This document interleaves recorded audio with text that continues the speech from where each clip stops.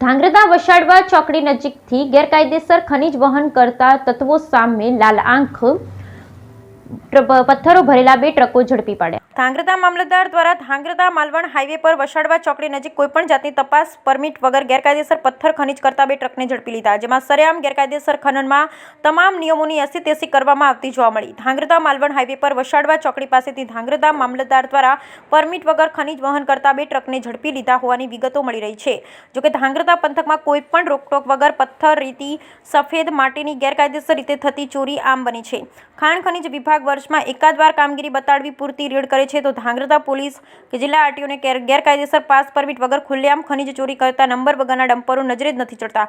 તો બીજી તરફ ધાંગ્રધાના મામલતદાર આવતાની સાથે જ પંથકમાં બેરોકટોક ચાલતા ખનન સામે લાલાંક બતાડતા નજરે ચડી રહ્યા છે। જોકે નવી જગ્યાએ શરૂઆતમાં રોફ જમાવવા અધિકારીઓ જ રીતની કામગીરી બતાડે છે, એવી શરૂઆત કામગીરી જ બની રહેશે કે પરિસ્થિતિ પોતાના તાબે નજરે ચડતા પોતે પણ અન્ય પ્રશાસનની જેમ ધૃતરાષ્ટ્રવાળી લાઇનમાં બેસી અંધાપો બતાડશે જોવાનું મહત્વનું બની રહેશે।